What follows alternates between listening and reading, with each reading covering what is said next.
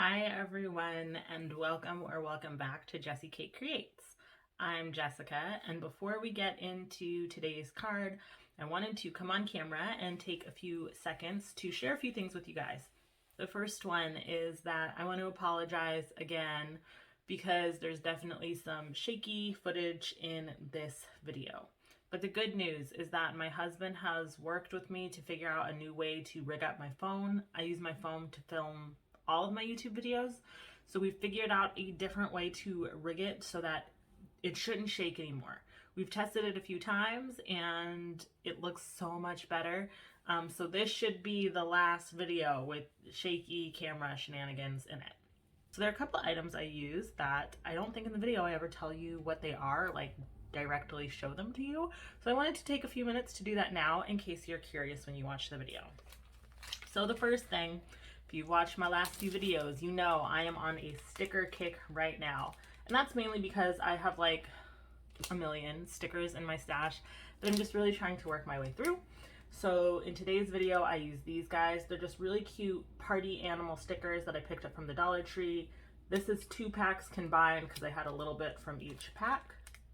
So there are those. And you've probably also seen me use these before. They're little fake enamel dots that I picked up at the Dollar Tree. I did use them a little bit in today's video. And these adorable stamps, I don't use them in the video, but I do show them, so I wanted to make a point of showing these to you. These are from Mama Elephant. It's like a stamp and die set. I picked these up at AC Moore, I don't know, years ago, I guess, because AC Moore's not in business anymore. I don't use them in this video, but I will use them in a future video. So in case you were curious, I just wanted to show you what it was. Then pretty much everything else in the video is whatever inks and stuff are in my stash. So of course, use whatever you have. The main inks that I use, though, are Concord and Night. So I used their green, this not showing like true to color, it's a very pretty bright green, so I used Parsley. I think I used Oceanside, or I maybe used Peacock. One of these two blues. I used Mushroom. I love this as like a dark gray. I really like that color. And then for one card, I used Poppy. And then, of course, when I want a nice crisp black line for a sentiment, VersaFine Onyx Black ink. I feel like a lot of us have that one in our stash. So those were the inks I used. So I think that covers everything. But of course, if you have any questions, let me know in the comments down. So without further ado, let's go ahead and jump into the video. All right, so today I'm going to be making 12 A2 cards, and I'm going to need quite a few strips of pattern paper that are 5.5 by 1.5. So I have a couple pieces that are 6 by 6. I just cut them down from larger 12 by 12 and a random scrap. All of my pattern paper today is from that Happy Cake Day paper pad from Recollections. So if you're using a 6 by 6 piece of paper, you will want to cut your paper at the 5.5 inch mark, and you're going to save that little scrap. We'll use it inside the card. Then you're going to turn your paper to the 6-inch side, and you're going to cut it down at 4.5, 3 inches, and 1.5. And that is going to give you 4 pieces of pattern paper that are 5.5 by 1.5. If your paper has a direction, you'll cut it the same way. You just want to make sure that your paper is oriented the right way. So I have it oriented up and down. I'm going to make the first cut at 5.5, and then I'm going to turn it and again cut it at 4.5, 3 inches, and 1.5. And that's going to give me my 4 strips that are all oriented in the correct direction. Now you don't have to use 6 by 6 paper for this. I actually really enjoy making cards like these if I have a bunch of scraps that I want to use up. So I just took a random scrap of 12 by 12 paper, and I was able to get 4 of these little strips out of it. So I highly encourage you to look through your stash and see, what scraps you might already have that you can use to make cards like these. Now, once I cut down all of my strips, I'm going to move on to my card bases. I'm making A2 cards today, so they're 4¼ by 5½. And I'm going to make my cards in the portrait, I guess, or no, landscape mode, because they're going to be long cards. You could use all white paper. I had some colorful cardstock, so I decided to use that as well. And these are relatively clean and simple cards. The pattern paper is just going to go right on the card like this. And for clean and simple cards, I like to add interest with embossing. So I'm going to open up my card base. We're scoring on the inside of the card, and I'm going to score it at 3/4 of an inch, and then at the next two little tick marks. So that's 3/4 of an inch, 7/8 of an inch, and 1 inch. Now I need to leave some space for my pattern paper, which is 1.5 inches. But if I scored right at the 2.5 inch mark, it would be a really tight squeeze to fit that pattern paper. So I'm going to go over 1 tick mark, and I'm going to score at 2 5/8, and then the next two lines as well. So 2 5/8, 2 3/4, and 2 7/8. Ta-da! And that, by scoring on the inside, it gives us embossed lines on the outside of the card. And because we left that extra gap, our pattern paper fits very nicely. So because I'm kind of batch producing these cards, I went ahead and scored all of my card bases together at the same time. So next I'm going to move on to cutting down paper for mats. You definitely want to do this if you are using a dark card, but I also like to do it when I use white card bases. So to make mats for the inside of my card, I like to use a cheap thin cardstock. This is Nina Exact Index. Even though it says 110 pounds, because it's index cardstock, it's much thinner, so it feels more like a 60-pound paper. So I'm just going to put in a sheet on the 11-inch side, and I am going to cut it at 5 3/4, and then I'll cut it again at 5 1/4, and that'll give me a little leftover strip that we'll save for the sentiment.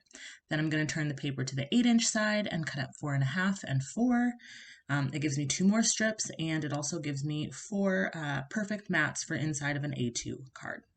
I cut down 3 or 4 pieces of paper so that I would have enough sentiment strips and mats for all 12 of my cards. So next, I'm kind of planning out my card because I want to make sure that my sentiment that I want to use will fit with my layout. So this is basically how all the cards are going to go. It's going to have the strip of pattern paper, a sentiment strip, and then a cute little sticker on it. This is the Scripty Sayings stamp set from Lawn Fawn. It's a really fun stamp set, and I really love that Happy Birthday to You, but I was worried that it might be a little too long. So I pulled out one of the biggest stickers from the pack that I'm using today, just to make sure that it would fit with the sentiment. And it just fits, so I can use this stamp set and I don't have to worry about finding a different sentiment. Now, since I'm going to be using the same sentiment on all my cards, I am using my stamp positioner today. I'm just getting it lined up how I like. And this way, when I stamp on these little scraps of paper, it's really easy every time. I just stick the paper in and stamp it down. I'm using VersaFine Onyx Black ink because it gives me a nice crisp black impression. Although at one point I did change my mind and I decided, since I had the stamp set up in my platform anyway, I might as well stamp it in a couple other colors. So I also stamped this in a green shade and a blue shade and also a gray. I really like using gray instead of black sometimes. So here you can see them all. At this point, I have all of my elements for my cards ready to go. So now I'm just going through and figuring out, which sentiment with which sticker, with which pattern paper. And you could make this really simple by just using all white card bases or using the same paper for all your cards. If you want something really fast and simple, I really like this part of it. So I like kind of mixing and matching and deciding what I like best, especially if I'm making multiple cards. That way each card is just a little bit different. Now, something else I want to show you, if you don't have stickers, that's totally fine. You could definitely just use a regular stamp for this. So at one point, I thought I was going to use this really adorable stamp from Mama Elephant, but I thought it was a little bit small, and I could have, like you see here, I could have changed up the positioning, maybe put it on top of the sentiment or put the sentiment in the middle of the card. Whatever you need to do to make a layout like this work with what you have. I decided to not use that cute little teddy bear, but I think I will be using it in my next video. So anyway, now that I've kind of made up all the little card sets, I'm going to put everything together. So first I'm going to go through and tape down the pattern paper and the sentiment strip. This is pretty simple and straightforward. This is the type of thing where once you make your little card kits, you could do this like, I don't know, while you're watching a show or something like that. But I'm just going through and putting everything down, making sure the sentiments are positioned well to fit with whatever sticker I'm using, and then I'll trim off any excess.